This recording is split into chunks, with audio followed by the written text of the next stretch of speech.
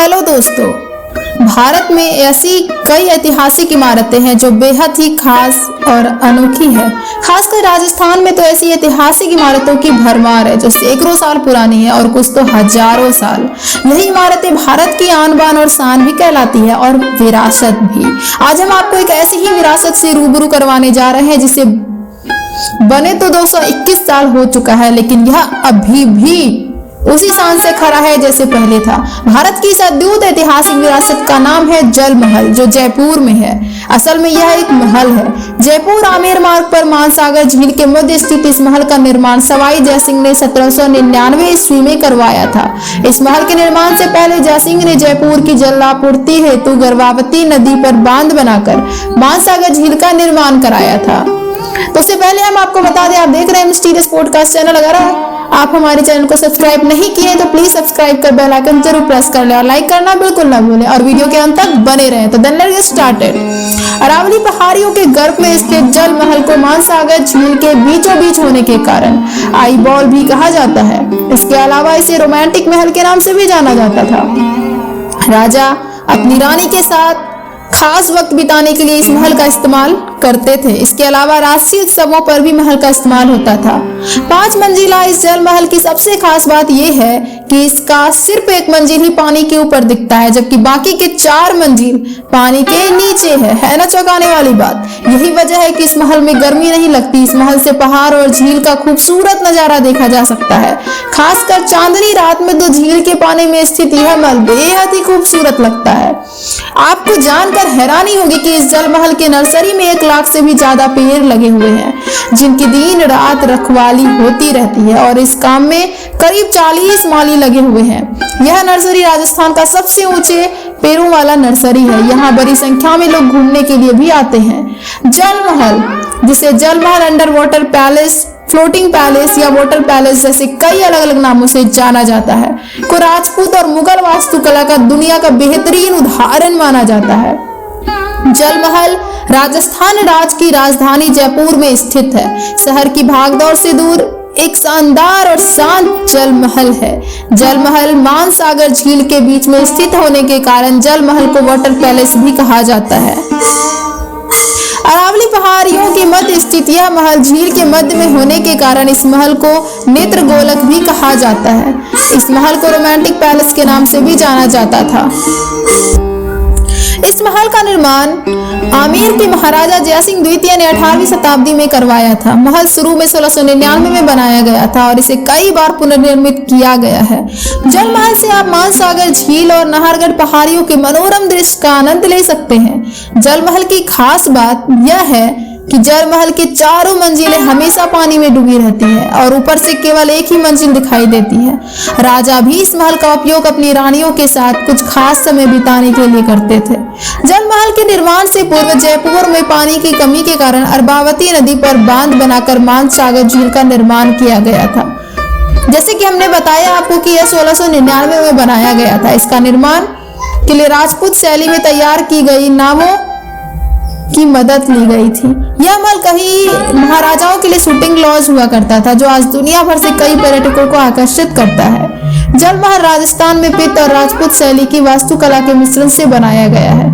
जल महल को सबसे खूबसूरत वास्तुशिल्प महलों में से एक माना जाता है। मानसागर झील जल महल के पीछे नाहरगढ़ पहाड़ियों के साथ स्थित है। जल महल किसी को भी सम्मोहित कर सकता है। पारंपरिक वृंदावन के नाविकों ने यहाँ राजपूत शैली में लकड़ी की नावें भी बनाई हैं। पानी में छींटे मारते हुए केवट आपको दिखाई दे देंगे जल महल तक आपको जो लेके जाता है। महल में बने रास्तों को भी सजाया गया और थोड़ा ऊपर जाने पर आपको चमेली का बगीचा भी दिखाई देगा, जिसकी खुशबू आपको जरूर मंत्रमुग्ध कर देगी। झील के सामने आपको बड़े बड़े पहाड़ दिखाई देंगे जिन पर ऐतिहासिक मंदिर और किले बने हुए हैं और झील के दूसरी तरफ आपको गुलाबी शहर जयपुर दिखाई देगा। जल महल का सबसे आकर्षक परिवर्तन झील ही है, क्योंकि झील में जमा कचरा और गंदगी नीचे से निकल जाती है। करीब 2 टन जहरीला पदार्थ बहाया जाता है और साथ ही झील के पानी को शुद्ध रखने के लिए पानी की व्यवस्था विकसित की गई है। इस झील पर आपको अलग अलग और खूबसूरत पक्षी भी देखने को मिल सकते हैं। अब जहाँ झील है, पहले वह जगह पानी जमा करने के काम आती थी। 1596 ईस्वी के समय इस क्षेत्र में जल का अकाल पड़ा। तब आमेर के शासक ने एक बांध बनाने का निर्णय लिया ताकि वह बर्बाद हुए पानी को एकत्र कर सके। योजना के अनुसार बांध का निर्माण किया गया और आमेर पर्वत तथा आमगढ़ पर्वत से पानी एकत्र कर संग्रहित किया जाने लगा। यह अस्थायी बांध 17वीं सदी से पत्थर से बना हुआ था और आज यह बांध लगभग 300 मीटर 980 फीट लंबा और 28.5 से 34.5 मीटर यानी कि 94 से 113 फीट गहरा है। पानी की निकासी के लिए आंतरिक 3 गेट भी बनाए गए हैं ताकि जरूरत पड़ने पर खेती के लिए पानी ट्रांसफर किया जा सके। तब से यह बांध स्थानीय लोगों के बीच बहुत प्रसिद्ध हो गया और इसके बाद राजस्थान के कई शासकों ने समय समय पर इसकी मरम्मत करवाई और आमेर के जयसिंह द्वितीय ने 18वीं शताब्दी में इसका पुनर्निर्माण करवाया। उस समय कई अन्य ऐतिहासिक इमारतें थी जैसे आमेर किला, नाहरगढ़ किला, जयगढ़ किला, खीलनगढ़ किला और कनक वृंदावन घाटी। राजस्थान की ये सभी इमारतें और स्मारक पर्यटकों के आकर्षण का मुख्य केंद्र बना हुआ है। जलमहल पैलेस हर हॉल और कक्ष में अच्छी तरह से संरक्षित हस्तचित्रों और इसकी व्यापक सीढ़ी और शीर्ष पर सुरुचिपूर्ण ढंग से नियोजित छत के साथ निस्संदेह सबसे नाजुक भारतीय निर्माणों में से एक है जो आज तक जीवित है। वास्तुकला की दृष्टि से जलमहल पैलेस मुगल राजपूत स्थापत्य शैली का एक बड़े पैमाने का उदाहरण है। एक ऐसा विषय जो अति प्राचीन काल से पूरे राजस्थान में व्यापक था। यह 5 मंजिला महल है। हालांकि झील के पूरा होने पर 4 स्तर जलमग्न हो जाते हैं और केवल 5वीं मंजिल दिखाई देती है। मूल उद्यान जो छत पर खड़ा था बर्बाद हो गया। आमेर पैलेस में पाए जाने वाले रूफ गार्डन के समान एक पूरी तरह से नया डेक बनाया गया है। जलमहल अब पक्षी अभ्यारण्य के रूप में भी विकसित हो रहा है जहाँ नर्सरी में 1 लाख से अधिक पेड़ लगे हैं और यहाँ राजस्थान के सबसे ऊंचे पेड़ पाए जाते हैं।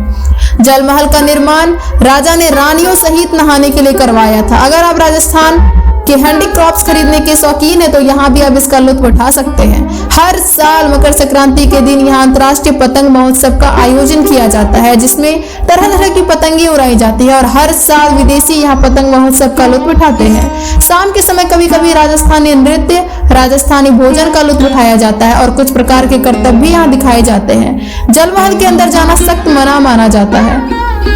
महल के अंदर जाने की इजाजत सिर्फ उन्हीं लोगों को दी जाती है जो महल की देखभाल के लिए चंदा देते हैं। जलमहल के बंद होने का कारण एक लंबित अदालती मामला है।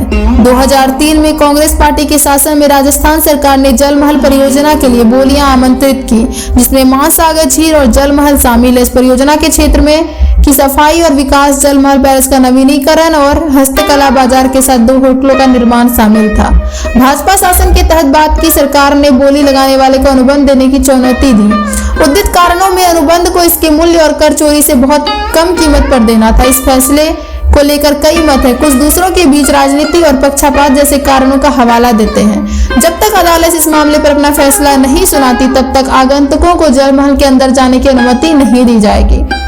इस महल की सबसे खास बात यह है कि जलमहल में गर्मी नहीं होती क्योंकि इसकी कई मंजिलें पानी के अंदर बनाई गई है। यहाँ से खूबसूरत झील का नजारा भी दिखता है।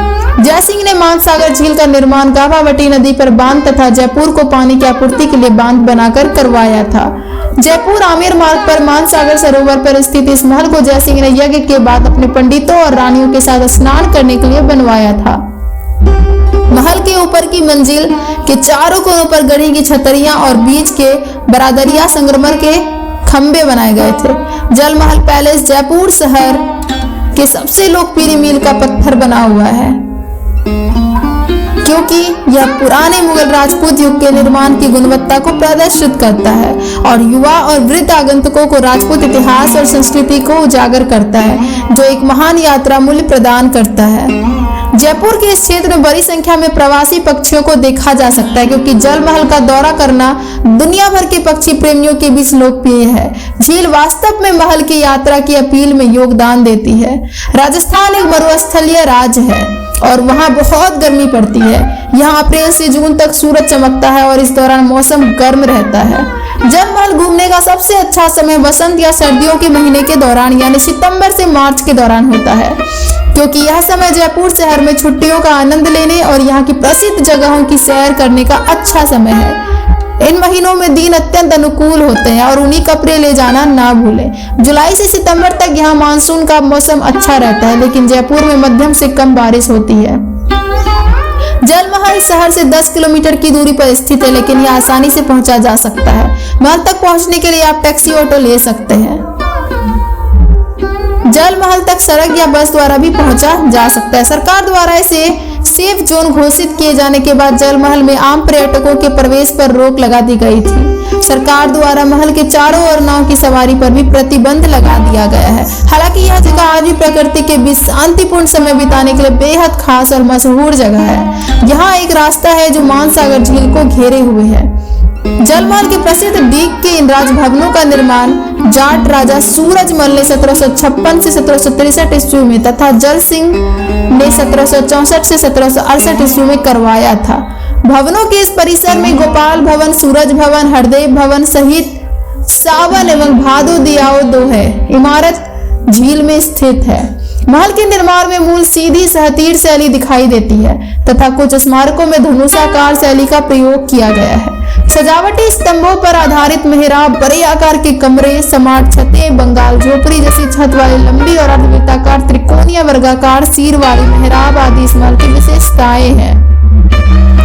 गोपाल सागर की दूसरी ओर स्थित कच्चा उद्यान वास्तुराज उद्यान था। इस समय में यहाँ के गोपाल भवनों में शासकों द्वारा हर वास्तुकला को प्रदर्शित किया गया है। यहाँ महल अपने रंग बिरंगे फव्वारों से अधिक आकर्षित करता है। जलमहल की नर्सरी में 1 लाख से ज्यादा पौधे लगे हुए हैं। यहाँ पेड़ के प्रदर्शित मौसम को दूर करता है। जलमहल सबकी थकान दूर करता है। यह आपकी उम्र भी बढ़ाता है। हालांकि जलमहल की नर्सरी काफी पुरानी है, फिर भी इस नर्सरी में 50 बागवानों की देखभाल की जाती है। जलमहल की नर्सरी की खास बात यह है कि यहाँ 150 साल पुराने पेड़ हैं, जिन्हें रोप कर नया जीवन दिया जाता है। इस झील की खूबसूरती उस समय के राजाओं के लिए आकर्षण का केंद्र थी। कई बार राजा झील में नाव की सवारी किया करते थे।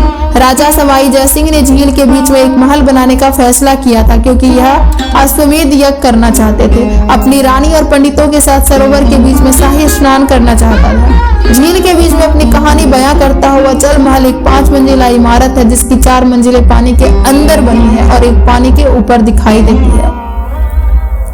जलमहल के 5 मंजिला महल में जिसकी 4 मंजिलें हमेशा पानी में डूबी रहती है और पानी के ऊपर सिर्फ 1 मंजिल दिखाई देती है। इस महल के किसी भी स्थान से पानी का रिसाव नहीं होता है, क्योंकि इसे बनाने में मजबूत चूने और पत्थरों का इस्तेमाल किया गया है और कई बड़ी बड़ी दीवारें खड़ी कर दी गई हैं। जलमहल का निर्माण एक आवासीय स्थान के रूप में नहीं, बल्कि एक पिकनिक खेल के रूप में किया गया था। इस कारण आपको आश्चर्य होगा कि जलमहल के अंदर कोई जगह नहीं है। जलमहल में एक प्री वेडिंग शूट एक अच्छा विचार है, क्योंकि जगह की सरासर सुंदरता यह सुनिश्चित करने के लिए पर्याप्त है कि आपकी सेव द डेट उपयुक्त रूप से ठाट और दिखने और महसूस करने में सही है। आपको न केवल भव्य तस्वीरें मिलेंगी, बल्कि आपको शादी की मस्ती शुरू होने से ठीक पहले गुलाबी शहर में एक छोटी लेने का मौका भी मिलेगा। प्री वेडिंग शूट आपकी शादी के स्वर को सेट करने का एक शानदार तरीका है। यदि आप एक शानदार शादी में बाहर जाने जा रहे हैं तो शादी फोटोशूट एक स्पष्ट विकल्प है। तो दोस्तों, जयपुर पिंक सिटी का यह जल महल का यह आपको रोचक जानकारी आपको कैसी लगी, हमें कमेंट के माध्यम से हमें जरूर बताएं। और अगर आप हमारे चैनल को सब्सक्राइब नहीं किए हैं तो सब्सक्राइब कर बेल आइकन जरूर प्रेस कर ले, ताकि आप तक हमारा वीडियो सबसे पहले पहुंचे और हमारा कॉन्फिडेंस बढ़ता रहे और हमें मोटिवेशन मिलता रहे। और लाइक नहीं किया तो लाइक कर दे, जिससे हमें सपोर्ट मिलता रहे। तो मिलते हैं नेक्स्ट वीडियो के साथ। अभी के लिए धन्यवाद। जय हिंद।